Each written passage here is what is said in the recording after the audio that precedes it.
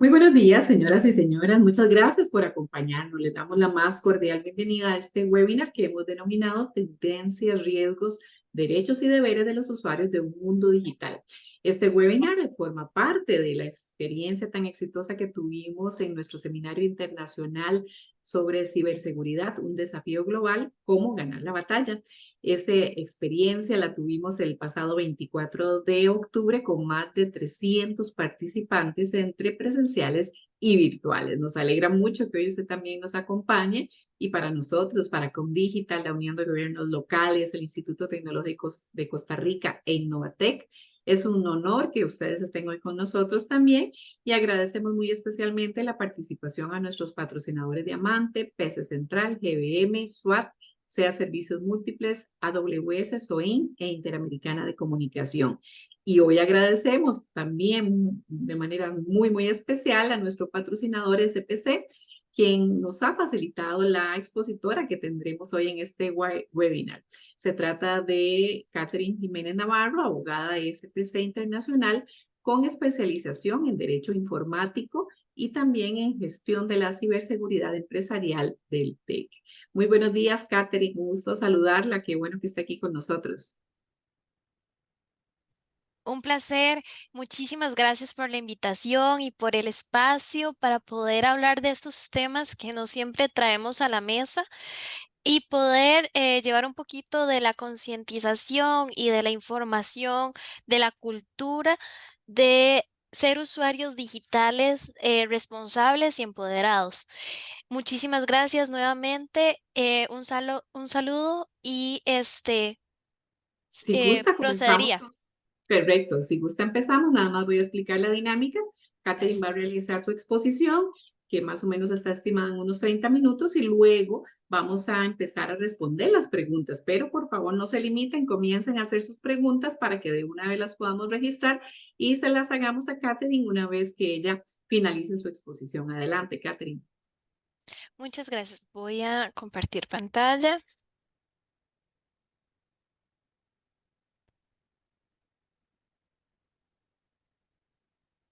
Bueno, nuevamente, muchísimas gracias por el espacio. Vamos a conversar en realidad un poco de específicamente lo que son los deberes de los usuarios digitales en un mundo digital.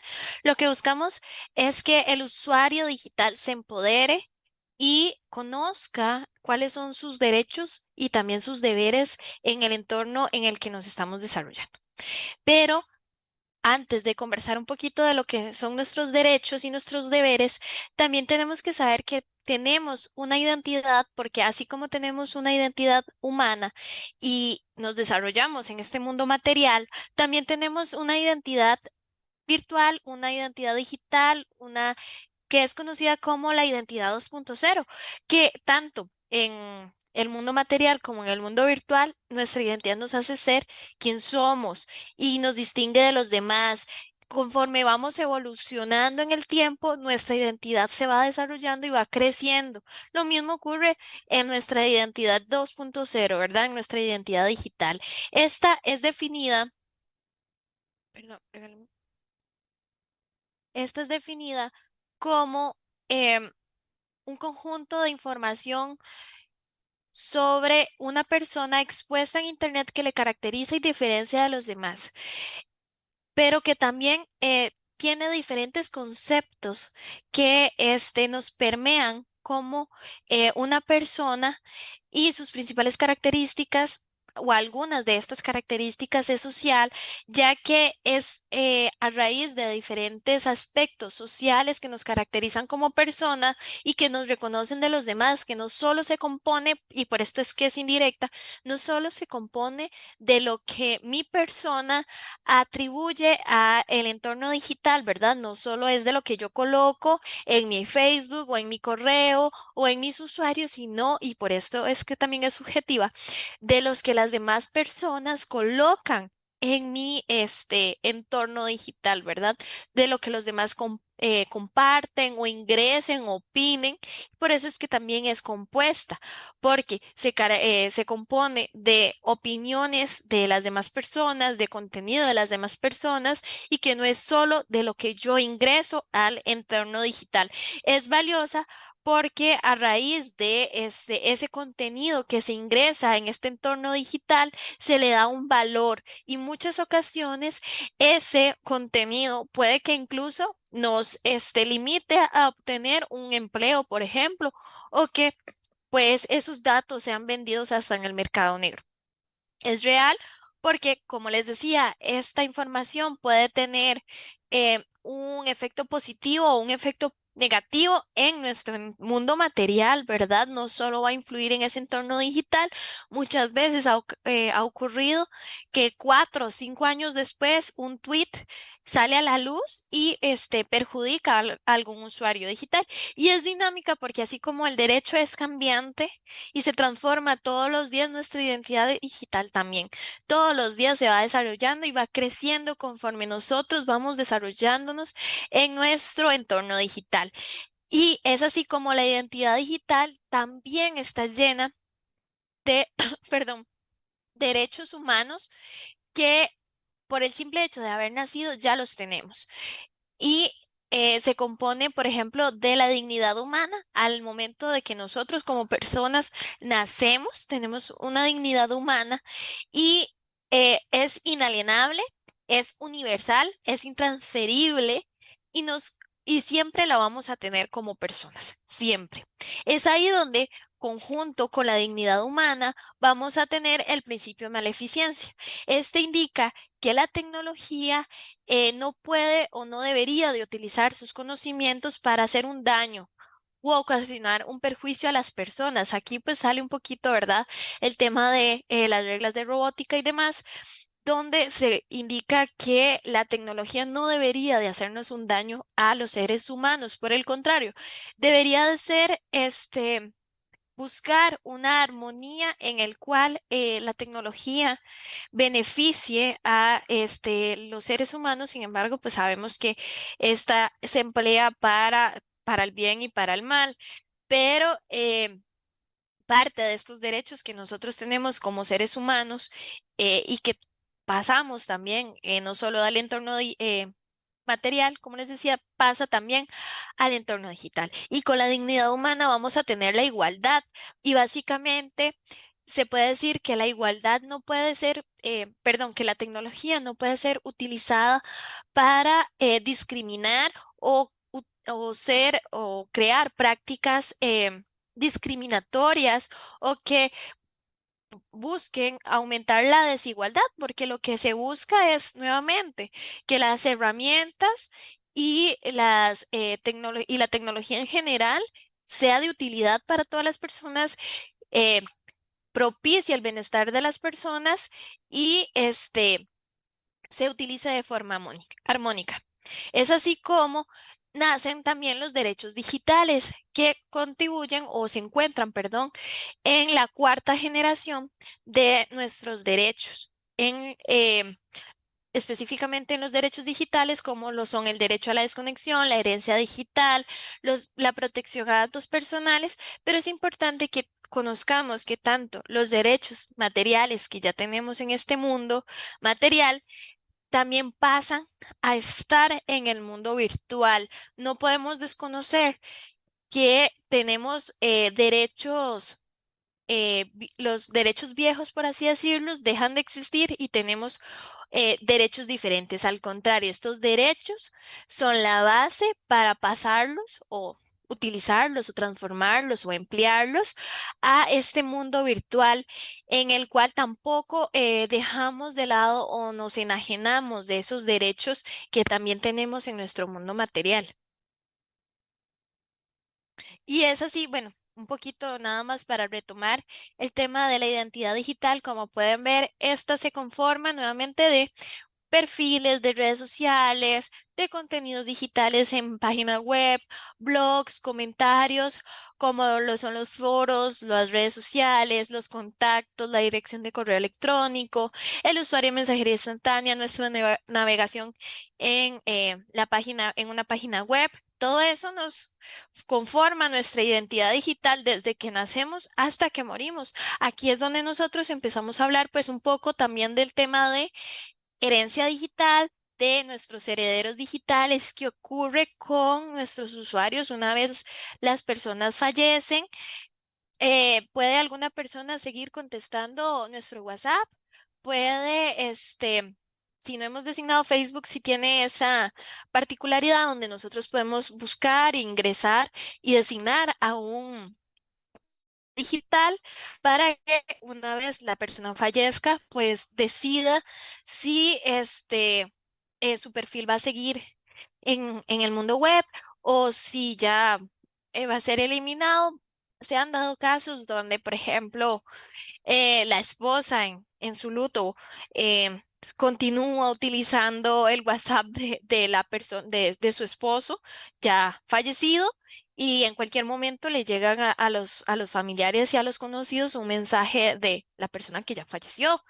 Eh, eso en algún momento no lo cuestionamos. Nos gustaría que nuestro WhatsApp siga por ahí siga pudiendo servir o ya una vez nosotros fallecidos, también fallece estos usuarios digitales, nuestra identidad digital.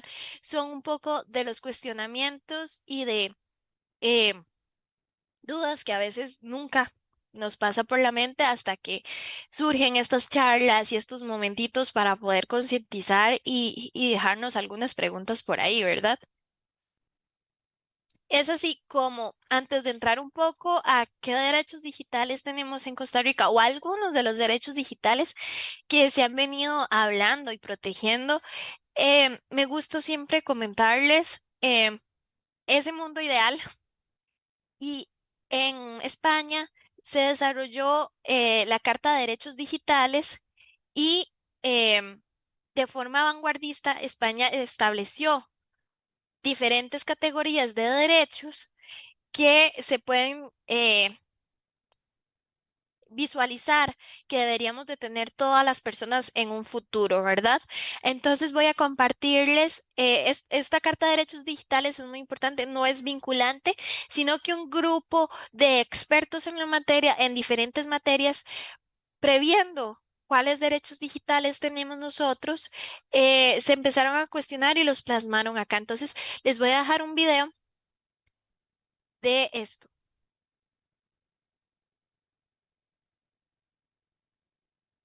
Crea tu plan de carrera.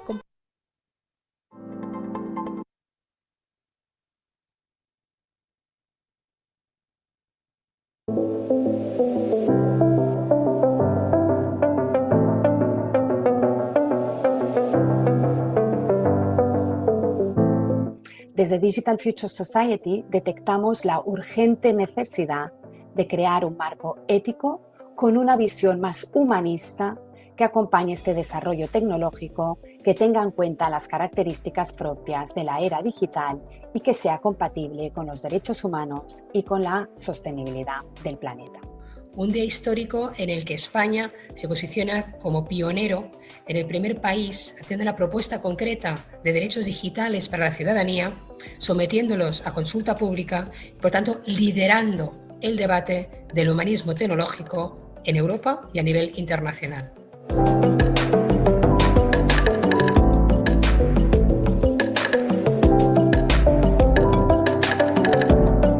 Técnica y la ciencia que hay que aprovechar al máximo, tenemos que tener en cuenta cuáles son los puntos, los escollos de peligro, y esta carta lo que trata es también con un cierto carácter universal.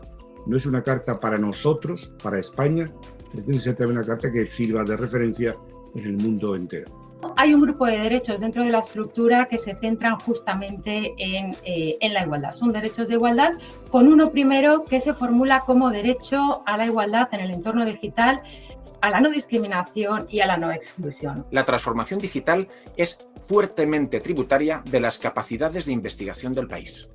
y de las capacidades de aportación desde la investigación o desde la innovación para el desarrollo digital de España. ¿En qué consiste el derecho a la identidad? Pues básicamente, ¿no?, en que tú puedas presentarte a los demás para que te identifiquen tal como tú quieres ser identificado y que no pueda ser tu identidad alterada o controlada o manipulada o deformada por terceros. Además, se reconoce a las personas el derecho a ser informados sobre el uso de sistemas de inteligencia artificial y el derecho a no ser objeto de una decisión basada únicamente en procesos de decisión automatizada. Además, el tema de la incorporación de las garantías es una novedad de la Carta Española frente al resto de las iniciativas europeas e internacionales que se han desarrollado. Bueno, mirar con atención a los grandes operadores digitales, ¿no? Son los que, no los únicos, ¿no?, pero son los que pueden incurrir en violaciones de esos derechos. Yo creo que con todas estas aproximaciones lo que estamos intentando es precisamente civilizar un espacio relativamente inédito en la historia de la humanidad, que es el espacio digital, y que requiere nuevos instrumentos y sobre todo, quiero insistir en esto, nuevos conceptos, ¿no? Es decir, estamos llegando ahora a una intersección en la que tenemos que decidir si queremos seguir regulando como se regulaba en las democracias hasta ahora o si queremos regular de forma tecnologista. Y eso debería de ser un debate que va mucho más allá de debates dentro de círculos jurídicos, porque tiene una dimensión democrática muy importante. Según organizaciones ciudadanas con críticas en el ámbito de los derechos digitales como Xnet, lo que se propone es seguir el rastro del dinero para detectar quiénes son los que destinan recursos a comprar noticias falsas y quién a fabricarlas. Con independencia de que esta carta efectivamente probablemente haya que repensarla, trabajarla, construirla, probablemente actualizarla en poco tiempo y que sin duda para que sea efectiva tendrá que venir acompañada con un desarrollo legislativo lo suficientemente fuerte como para que se haga realidad. Como digo, una cosa es que estemos preocupados que nos piden los datos del móvil, otra cosa es que estemos preocupados que nos piden los datos del cerebro. Y esto lo especifica en el título 24, el derecho a la protección del contenido mental, el derecho a la protección de la identidad. Olvídate tú de la identidad digital, esto es la identidad personal.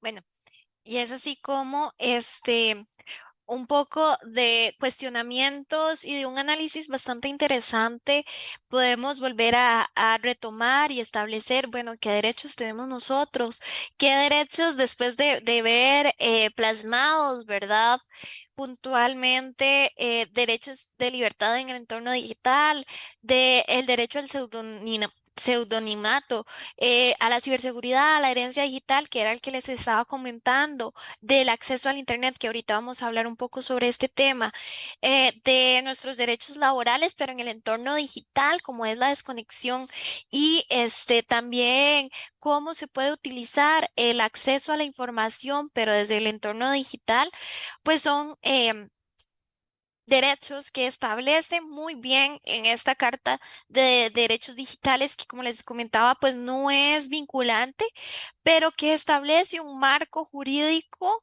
para marcar un rumbo, ¿verdad?, en España, por lo menos, de qué es lo que ellos están visualizando. Y nosotros, al tener pues también un sistema de derecho un poco similar, ¿verdad? Es un sistema de derecho romano.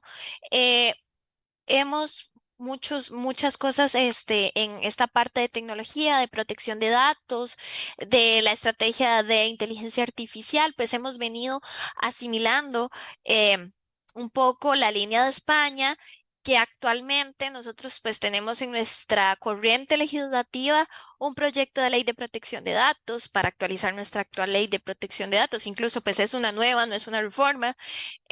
Tenemos el proyecto de ley de ciberseguridad, tenemos 2 proyectos de ley en inteligencia artificial y un proyecto de ley de criptoactivos. Como podemos ver, pues existe por primera vez en muchísimos años una intención política, ¿verdad? Que pues sí se está desarrollando, no se ha aprobado ninguno, pero existe por primera vez en la mesa de discusión tantos proyectos de ley en materia tecnológica y que pues yo creo que somos un poquito más conscientes de que las cosas están cambiando, de que tanto como tenemos un mundo material, pues también tenemos un mundo virtual, un entorno digital en el que nos desarrollamos todos los días, porque es así. Trabajamos y es utilizado también para ampliamente aspectos empresariales, educativos, etcétera. Y creo que por eso es tan interesante en mi criterio personal este marco jurídico, ¿verdad? Y yo le llamo porque es un poco el mundo ideal y que ahora pues entonces nos toca aterrizar como estamos en Costa Rica, ¿verdad? En 1998 nuestra sala constitucional, previendo un poco, ¿verdad? Y empezando a cuestionarse cómo se va a desarrollar Costa Rica más adelante en el nuevo siglo, empieza a hablar de la sociedad informatizada, donde se empiezan a plantear unos nuevos retos para el derecho de la intimidad, porque de ahí es donde empiezan a desarrollarse un poco nuestros derechos digitales, con el derecho a la intimidad que está regulado en el artículo 24 de la Constitución Política. No creamos una norma nueva, no, está en nuestra Constitución Política y es así como bien lo menciona en esta sentencia 1345 del 98, que ya en la década de los 80s y de los 90s, podía hablarse de la influencia tecnológica en nuestros derechos y empezarse a cuestionar o empezar a intentar que el ciudadano se cuestionara para qué nuestros datos los estaban tratando. ¿Quiénes tienen acceso? ¿Cuál es el fin? ¿Por cuánto tiempo? ¿Para qué y por qué? Pues son preguntas que en ese momento el legislador se realizó, perdón, el, los magistrados se realizaron y pues lo plasmaron un poco en esta sentencia que se mantiene, ¿verdad? Y que es importante comentar que las resoluciones que emita la Sala Constitucional son vinculantes para todos en Costa Rica. Es así como hablamos de los derechos digitales, ¿verdad?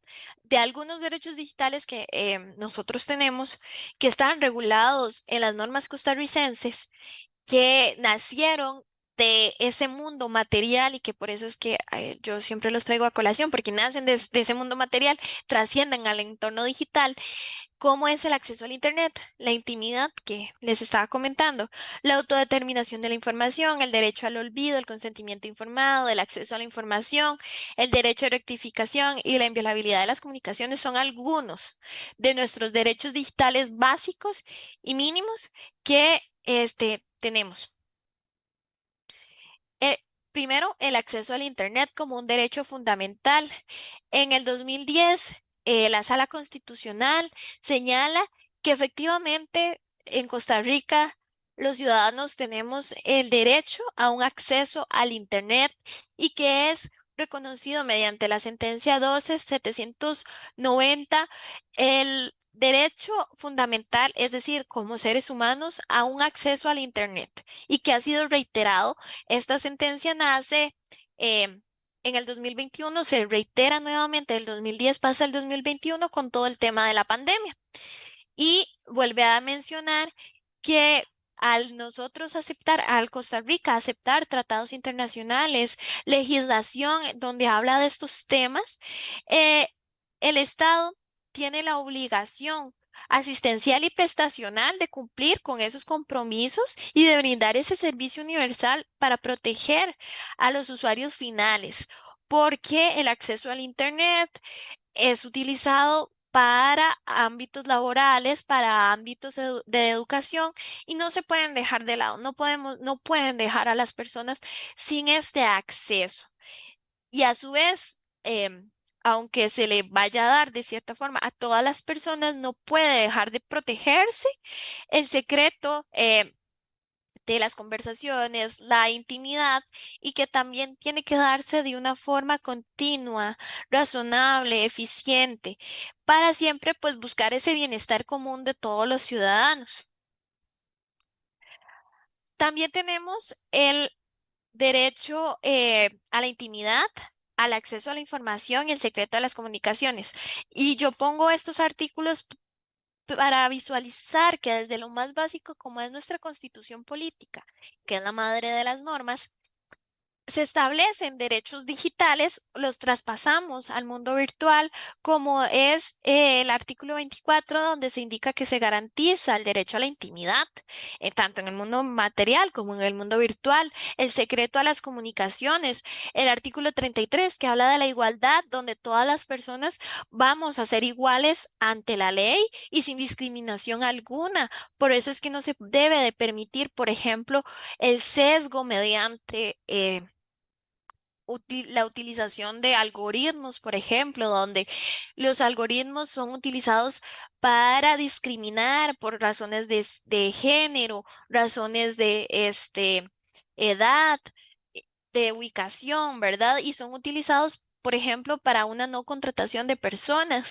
Si alguno en este momento coloca en Google familia o persona exitosa, va a poder observar un sesgo donde se colocan a personas blancas, de rasgos muy atractivos, delgados, marcando una línea de cómo se podría considerar una persona exitosa, una persona trabajadora, dejando de lado toda la población. En rasgos raciales o preferencias, ¿verdad? Entonces, es importante que a raíz de nuestro artículo 33, nuestra tecnología, la tecnología que vayamos a utilizar no debe ser empleada, por ejemplo, para la discriminación algorítmica, para discriminar a algunas personas o dejarlas de lado. A la vez, con la intimidad, que es nuestro derecho fundamental, donde nosotros no vamos a compartir o permitir que otras personas accedan a información que nosotros no queremos porque pertenecen a nuestro fuero íntimo. Sin una debida autorización, las personas no deberían de tener conocimiento de esa información, y ahí es donde nace también el secreto de las comunicaciones. ¿Cuántas personas no han revisado el WhatsApp, conversaciones de Instagram, de Facebook, de correos? Y es una forma de violentar el secreto de las comunicaciones porque ese mensaje no iba para esa persona. Incluso se podría recaer en un delito. Es así como desde lo más básico se protegen nuestras comunicaciones, nuestros usuarios virtuales. Son prácticas que incluso se han normalizado y hasta se propician, pero que no están bien, no están a derecho, que violentan nuestra esfera íntima. Después tenemos el derecho a la autodeterminación informativa, el cual es un derecho fundamental con el objeto de controlar el flujo de informaciones que conciernen a cada persona, derivado del derecho a la privacidad, evitando que se propicien acciones discriminatorias. Esto según el artículo 4 de la Ley de Protección de la Persona frente al tratamiento de sus datos personales. La Ley de Protección de Datos, como muchos la conocemos. Sin embargo, antes de que derecho se plasmara en esta ley, ya había nacido mediante la Sala Constitucional en diversos fallos, y es así como se regula el qué información, donde hablamos de flujo de informaciones, hacemos referencia a qué información tienen las empresas sobre mi persona, por qué tienen esa información, cómo la consiguieron, por cuánto tiempo la van a tener, yo se las autoricé. Es importante que nos cuestionemos este tipo de cosas, y gracias a las resoluciones de la Sala Constitucional se incluye también el derecho que tienen las empresas, o en este caso sería las personas jurídicas, porque expresamente la Sala Constitucional señala personas físicas como personas jurídicas, porque lastimosamente la Ley de Protección de Datos dejó por fuera a las personas jurídicas, y con las soluciones vinculantes reiteradas de la Sala Constitucional, pues también se protege esta parte, ¿verdad? De qué información, qué datos tienen otras personas de nosotros, y están autorizados a hacer algún tratamiento de nuestros datos personales, el por qué y el para qué lo tienen. Con ello, también van a hacer el consentimiento informado establecido en el reglamento, en la ley, en el reglamento de la Ley de Protección de Datos, que para que se dé una buena legitimación, porque debe de existir una base de legitimación para poder tratar los datos, ¿verdad? Una de ellas es un debido consentimiento informado, también una base de legitimación para hacer un tratamiento de datos es una ejecución de contrato porque la ley así lo solicita, porque se debe salvar la vida de una persona por un tema de salud o por el ejercicio de interés público, ¿verdad? Son algunas de las bases de legitimación autorizadas o que existen para poder hacer un debido tratamiento de datos. De lo contrario, no hay una autorización expresa, libre, específica, individualizada, es decir, que no se puede, mi consentimiento informado no va a valer por otra persona, debe de ser personal e individualizado. Son obligaciones formales, debe de estar por escrito y en el momento en el que yo decía, no, hoy le doy mi consentimiento libre, informado, expreso, por escrito a Patitos S.A., pero ya mañana no quiero. Eso es total y absolutamente válido. Yo lo puedo revocar, puedo hacerme hacia atrás y decir, ya no quiero que traten mis datos, ya no quiero que conozcan más mi información y que debe de tener ese consentimiento informado. Debe indicar que va a existir una base de datos. eh, Debe de indicarse qué fines persiguen, es decir, un por qué voy a tener la información de Catherine Jiménez, para qué la voy a tener, a quién se la voy a dirigir, quién la va a tratar, si es obligatorio o es, pues, si usted así lo desea. Los derechos que las personas le asisten, nos referimos al derecho de rectificación en el caso de que ya, y más adelante lo voy a desarrollar un poquito más, si ya eh, ya no le debo a una entidad, pues voy a rectificar que ya no le debo a una entidad porque es un dato desactualizado. Y también se debe indicar la identidad del responsable y a su vez qué obligaciones va a tener ese responsable, porque no es solo tener esos datos, no es solo almacenarlos, no es solo tenerlos, tratarlos, es resguardarlos de una forma responsable, teniendo todas las buenas prácticas empresariales y teniendo todas las medidas de seguridad posibles, porque de lo contrario no estoy actuando de forma responsable al albergar y resguardar esos datos.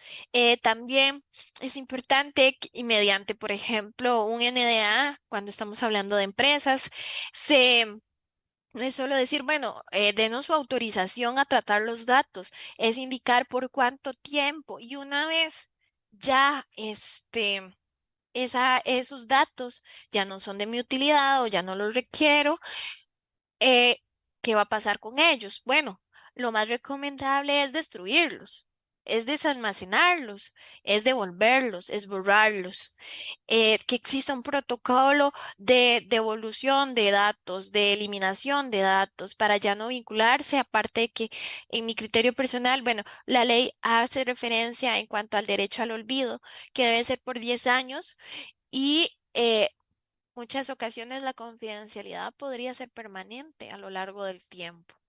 Son aspectos importantes a considerar cuando estamos hablando de el tema de confidencialidad y también de un debido consentimiento informado.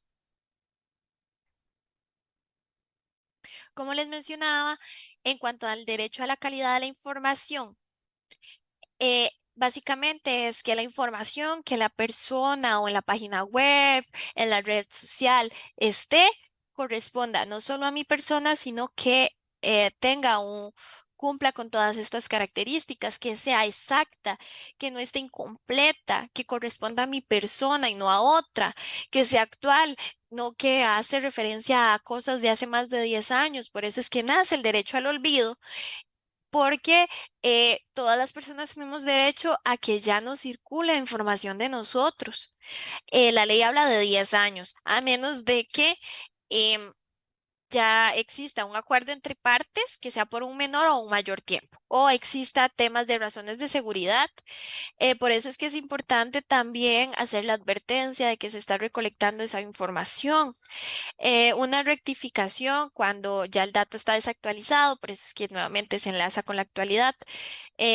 Y poder informar de forma escrita a la persona que tiene esa información, no solo consultarle porque tiene esa información, sino que lo actualice o que lo borre. Debe ser veraz, no puede ser alguna mentira o información incorrecta o que no corresponde a mi persona. Y principalmente que sea adecuada al fin. Es decir, si yo estoy autorizando para que mi información solo sea tratada porque llené un tiquete para ver si algún día me pego me gano el carro del año, pues solo va a ser para eso. No quiere decir que la información que yo estoy dando se va a ceder, vender o transferir para publicidad o para otras bases de datos, a menos de que en los términos y condiciones yo lo haya así aceptado. Entonces son aspectos importantes que nos debemos cuestionar y de vez en cuando, pues, tener un poco más de cuidado, ¿verdad? De toda la información que a veces damos por un hecho que ni vale y en realidad tiene un gran valor.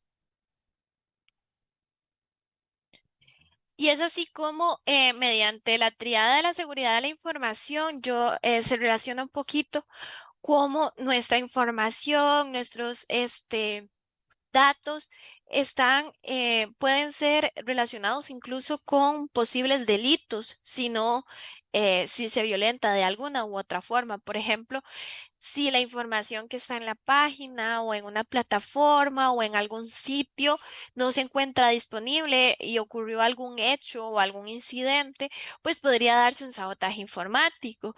Si esa confidencialidad donde solo ciertas personas tienen un acceso de jerarquía, ¿verdad?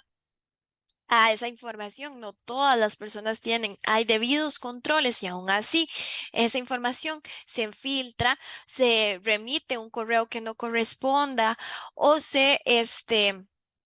eh, observe información que no es autorizada, pues puede darse una violación de correspondencia a comunicaciones, de datos personales o un espionaje informático. Todo esto está regulado en nuestro Código Penal porque tenemos una regulación de ciberdelitos. También la integridad de la información cuando, por ejemplo, se borra información no autorizada o cede o se transforma o se edita información no autorizada, podría pues nuevamente cometerse alguno de estos delitos. Puede darse un daño informático o mediante la propagación de malwares podría estarse cometiendo también un delito, porque la Sala Constitucional ha indicado que independientemente del soporte que vaya a tener esa información si pertenece a mi persona, yo no le estoy cediendo. Y es así como, por ejemplo, en aspectos laborales han sido condenadas algunas instituciones públicas porque eliminaron información información personal que tenían los trabajadores en equipos de las empresas, independientemente de que sean equipos de las empresas, de que sean computadoras de las empresas u otros soportes de las empresas nuevamente. Eso no quiere decir que las personas estén cediendo su derecho a la intimidad o su derecho a ese documento.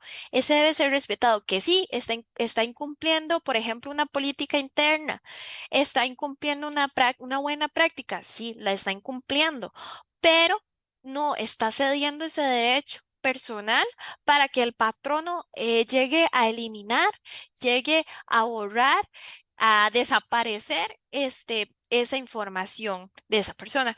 Entonces, va paralelamente, en este caso, los derechos laborales como ese derecho personal, ¿verdad? O en este caso, podría estar cometiendo ambas partes, según sea el hecho, eh, podrían estar cometiendo un delito. Pero bueno, no todos son derechos. Nosotros también tenemos deberes digitales y es así como ¿Y por qué? Porque nuestro derecho llega hasta donde llega el de los demás. Por eso es que nosotros debemos de respetar el derecho de las demás personas. ¿Y cómo? Respetando, por ejemplo, las políticas internas, el deber de la participación ciudadana, teniendo una participación activa.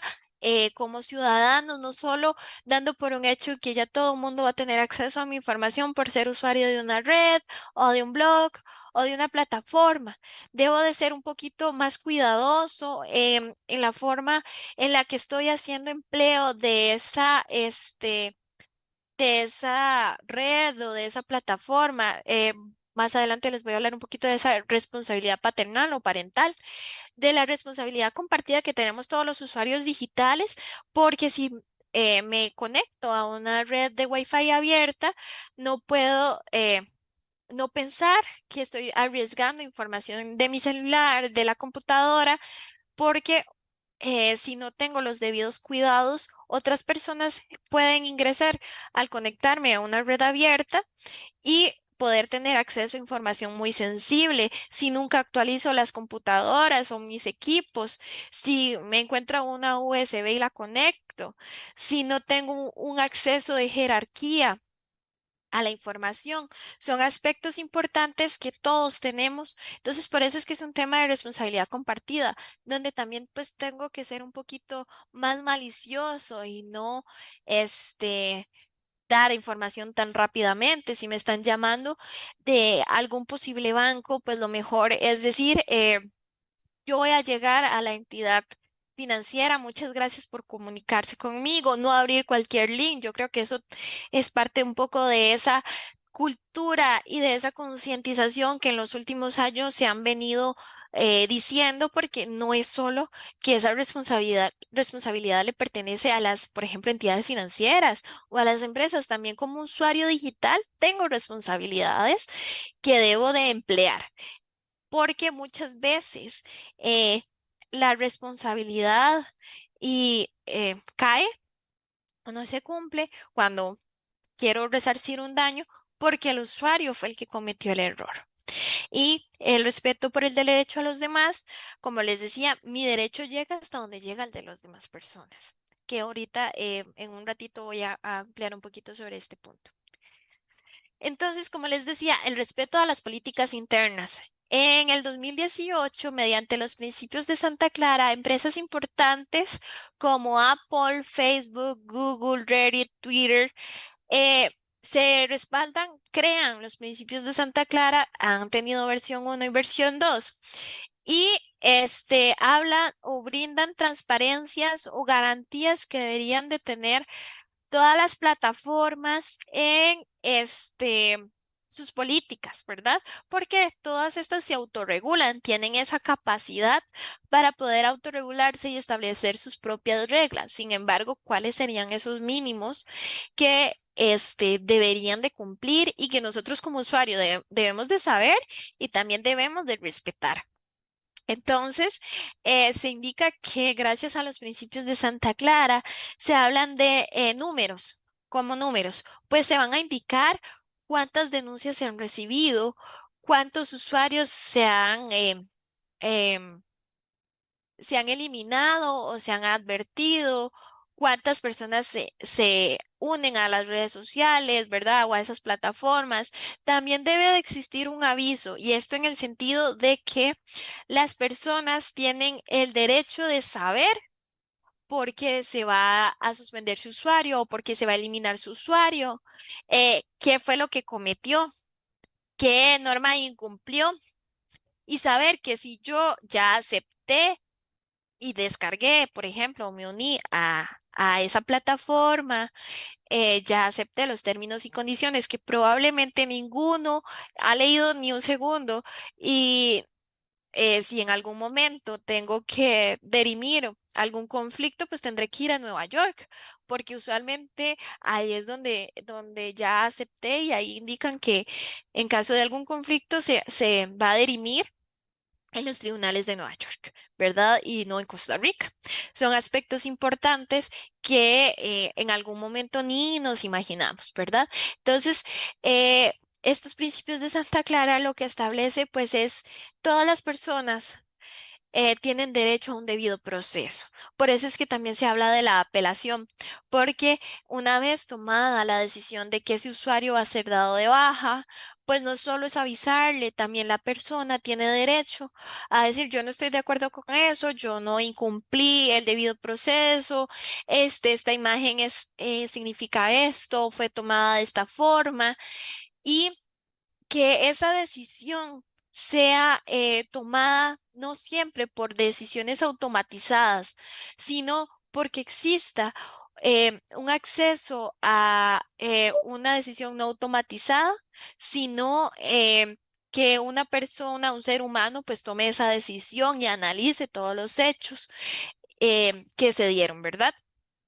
Entonces, los principios de Santa Clara 2.0 también establecen esa nueva versión que deben existir normas y políticas comprensibles, ¿verdad? Porque a veces ni se entiende qué es lo que se está regulando o ni se entiende qué violenté. Entonces, las empresas deben publicar las reglas y políticas de forma clara y precisa sobre cuándo se van a tomar medidas con respecto al contenido de las cuentas o de los usuarios, que si yo voy a irlas a buscar, pues que sepa dónde están o que las encuentre fácilmente, ¿verdad?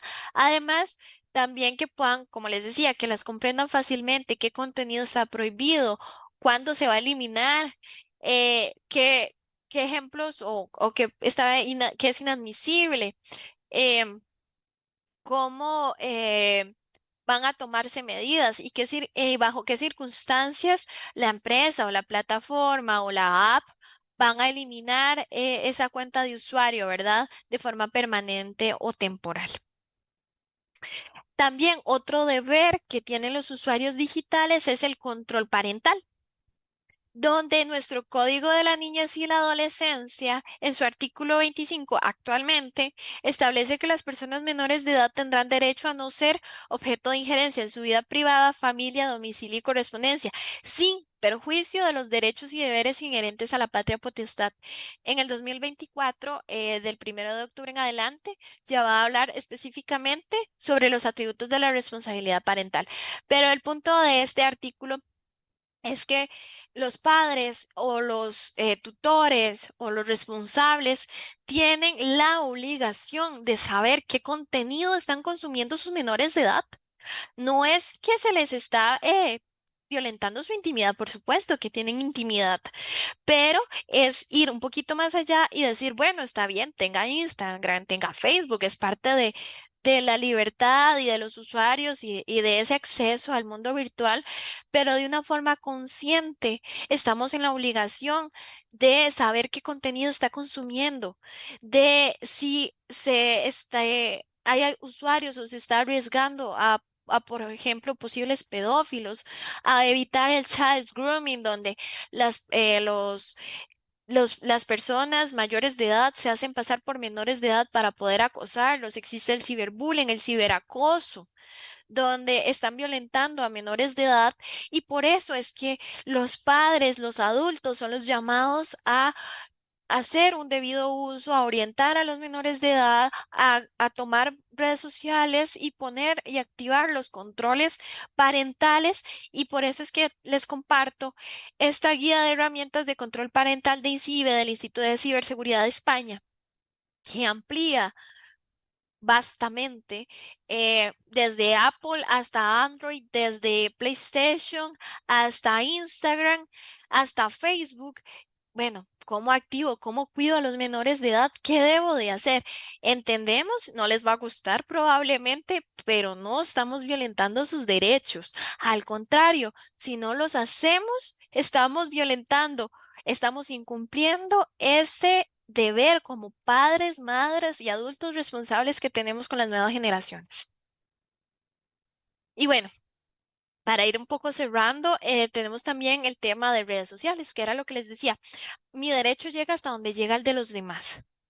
Y es como nosotros no podemos andar violentando a las personas en las redes sociales. Es así como la Sala Constitucional les dice, señores, ustedes no pueden andar en las redes sociales de forma ofensiva, ultrajante o dando discursos de odio nacional, nacional o religioso, incitando a la violencia y pretendo que ese comentario no se elimine o no se bloquee. Es así como se autoriza a que las instituciones puedan bloquear estos perfiles o esos troles o esos comentarios, ¿verdad?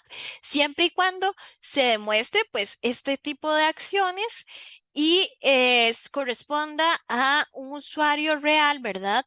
De la institución o que sea un usuario oficial de, por ejemplo, el diputado o diputada, que son los casos que más se han dado en en los últimos años, ¿verdad? Porque lo que no se quiere es limitar la libertad de expresión, como ocurrió en un caso de el MEP, donde el MEP tenía bloqueado no emitir comentarios en su canal de YouTube. Entonces la Sala Constitucional le dijo, no, señores, ustedes tienen que permitir que las personas hagan sus comentarios de una forma respetuosa, ¿verdad? Y libre. En el caso en el que ya pues hayan comentarios ofensivos o ultrajantes, pues sí, bloqueenlos. O usted no sabe si son troles, ¿verdad? Pero puede bloquearlos, pero usted tiene que permitir la libertad de expresión porque es parte de mis derechos, no solo digitales, también materiales, porque es parte de las libertades y de la primer categoría de derechos humanos que nosotros tenemos. Y bueno, este sería el contenido, ¿verdad? Un poco de estos momentos de concientización y de información. Muchísimas gracias por el espacio. Yo creo que todos tenemos esa responsabilidad de informarnos un poquito. El derecho es cambiante y el entorno virtual también. Muchísimas gracias. Muchas gracias a usted, Catherine. Si gusta, dejamos de compartir la pantalla para poder Claro. ahí recibir y leer las preguntas, que tenemos varias. Voy a empezar con la primera, Catherine, si le parece. Nos pregunta el licenciado Gustavo Casado Ramos, dice, con base en los derechos digitales que tienen las personas, ¿cuál es la responsabilidad de los bancos privados o públicos cuando sucede una estafa informática en contra de los clientes por medio de las plataformas digitales de cada banco? Bueno, esto ha sido un caso. Existen muchísimos casos, lastimosamente. Me gustaría decir que eso es poco, pero no, en realidad existen muchísimos casos y no se ha podido actualizar. Vamos a ver, el Tribunal Contencioso Administrativo considera en las últimas resoluciones que depende, y esto es muy casuístico, ¿verdad? Habrá que analizar caso por caso, pero que es un tema también de responsabilidad del usuario.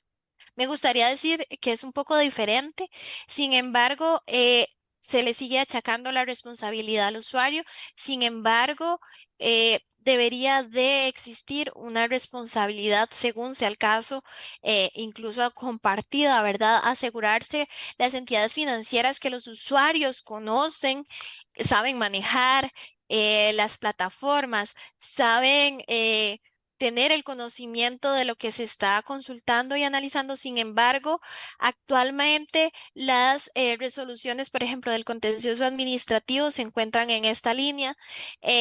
Existen ahorita muchos procesos judiciales donde habría que ver si cambia un poco la línea de la resolución que tienen los tribunales en este momento. Muchas gracias.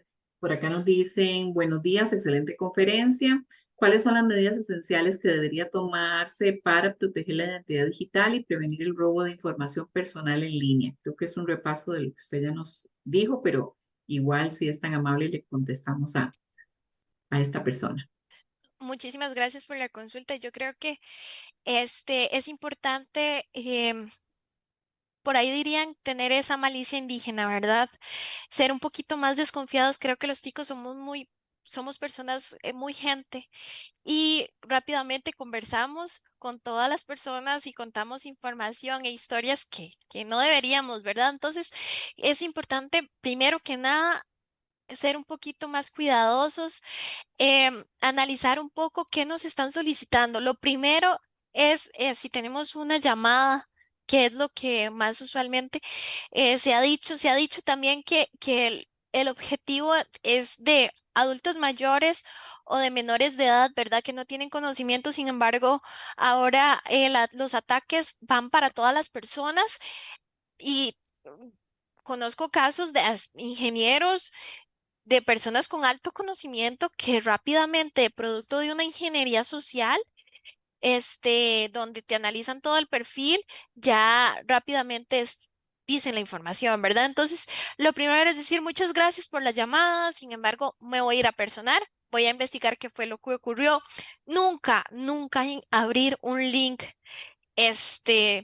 de un correo que no conozco, aunque venga y diga el nombre de la entidad financiera.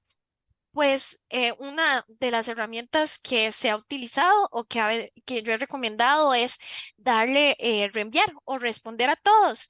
En ese momento se va a revelar el verdadero correo de la persona que me envió ese correo. Entonces muchas veces vamos a ver que esos correos que me llegaron, pues corresponde a un correo evidentemente falso, que no corresponde a la entidad financiera, que tiene faltas ortográficas. Si ustedes ven y ponen un segundo de cuidado, van a ver que realmente hay faltas ortográficas, que la base de abajo del membrete tiene algo incompleto. Son aspectos donde si nos detenemos un segundo a pensar, esto no está bien, estoy segura que corresponde a la entidad financiera, eh, podría pues evitar una circunstancia grave, ¿verdad? También en cuanto a redes sociales, tener básico, ¿verdad? Tener cuidado con quién estoy aceptando, no estoy aceptando. eh, no compartir cuando, por ejemplo, estoy fuera del lugar, no compartir que estoy fuera del hogar o que estoy fuera del país, porque así es como han podido identificar muchas formas de acoso, muchas formas de atentados contra las personas. Entonces, es importante que si nos gusta pues ser activos en redes sociales, pues intentamos ser un poco más cuidadosos con el contenido que estamos compartiendo. Nuevamente, ejercer una responsabilidad parental activa, eh, ir y con los menores de edad, decirles, claro, que ustedes pueden tener esas redes sociales, pero permítame, yo le voy a activar todos los controles parentales, las redes sociales así te lo permiten.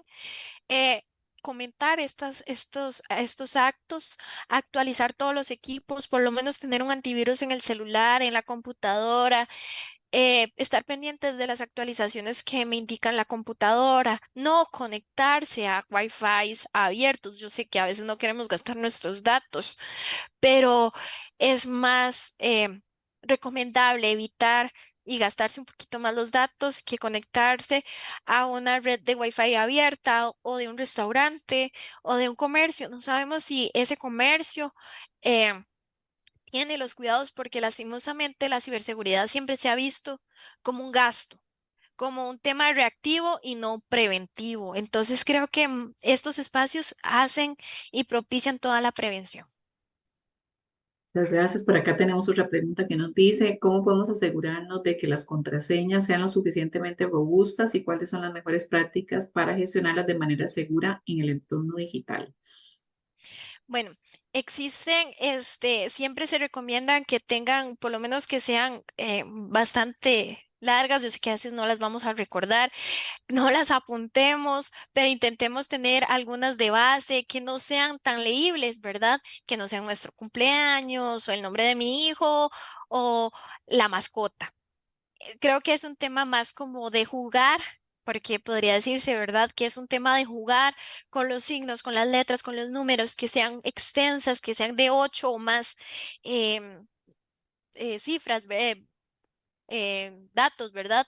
Que existen programas que ya albergan y te pueden incluso señalar alguna contraseña, incluso si nosotros no cambiamos la contraseña que tienen algunos programas, existen bancos de contraseñas donde intentan y entran fácilmente. Entonces, si nunca cambiamos las contraseñas por default o la configuración por default, en algunos temas, ¿verdad? En algunos aspectos, podría estar más bien anuente a que me estoy exponiendo a un ataque informático. Básicamente esas podrían ser algunas de las recomendaciones, ¿verdad? En cuanto a este punto. Ujú. Kevin Alvarado nos pregunta, ¿las empresas auditoras solicitan información que para uno es confidencial o solo para uso interno? Ellos solicitan dichos documentos para la auditoría y evaluamos, por supuesto, y para evaluarnos, por supuesto, pero darles esos documentos a ellos es correcto solo porque son auditores. Bueno, es que es parte de la misión, ¿verdad? Que ellos están teniendo. Ahí es donde sería importante firmar algún acuerdo de confidencialidad. Los auditores pues también tienen un compromiso profesional. Yo creo que todos las personas profesionales tenemos un tema ético y también tenemos aspectos confidenciales. Como les decía, en mi caso personal, desde mi criterio personal, considero que la confidencialidad es permanente. No se puede andar revelando información. Sin embargo, si es parte de la función, es parte del trabajo y por eso les decía que es como parte de la base de legitimación que tienen para poder compartir esa información siempre y cuando sean solo las personas autorizadas, que las empresas auditoras tengan un acuerdo de confidencialidad entre las personas también, porque de lo contrario se podría exponer, como vimos, desde sanciones económicas hasta un delito, ¿verdad? Entonces es importante que tomemos las medidas del caso, nos aseguremos que las empresas tengan acuerdos de confidencialidad, que después se nos devuelva la información o que se destruya esa información, ¿verdad? Pero es importante replantearnos todos estos aspectos. Ujú. Ricardo Hernández nos dice desde la ciudad de Guatemala, un saludo cariñoso para nuestros hermanos centroamericanos de Guatemala. Dice, ¿qué pasa con las instituciones bancarias que de la nada realizan llamadas para ofrecer sus productos, donde no se les ha proporcionado ninguna información? ¿Cómo reaccionar? Bueno, en Costa Rica, se indica y es parte pues de nuestros derechos. Nosotros podemos, si usted no tiene cuenta con ese banco, usted está seguro que no tiene ni una relación con esos bancos, es importante que se les cuestione, bueno, ¿cómo obtuvieron esa información de mi persona si yo no se las he facilitado, si no soy cliente de ustedes? Por escrito, necesito que me indiquen cómo la obtuvieron, para qué la obtuvieron, por cuánto tiempo la van a tener y de lo contrario, necesito que me elimine de esa base de datos ya. Y en nuestro caso, pues así lo ha respaldado la Sala Constitucional, incluso un poco el tema este, del acoso por llamadas, ¿verdad? A personas que no son deudoras, que no tienen ni la más mínima relación con una deuda, se les ha acosado, no son fiadores tampoco, entonces se les ha dicho, si usted no tiene relación alguna con esa deuda o con ese banco o con esa entidad financiera, solicite que se le elimine y que no se le moleste más. Ok, está toda esa posibilidad de hacerlo, así que deberíamos de cumplir con eso también para ser, como usted lo decía al inicio de su conferencia, también ser ciudadanos responsables, ¿verdad? Porque esto nos compete a todos. La verdad que si damos el primer pasito desde nuestro círculo de influencia, pues se va a lograr también regular todo esto que usted nos compartía. Catherine, vamos a dejar hasta acá. Si hubiesen más preguntas, después se las hacemos llegar para cumplir también con el tiempo que habíamos dicho que duraba esta conferencia. Muchísimas gracias. Muy A buena ustedes las su gracias. participación. Le agradecemos muchísimo a usted y también a nuestro patrocinador Plata SPC por haber facilitado su participación de hoy. Muchísimas gracias a todas las personas que se han conectado y nos han seguido.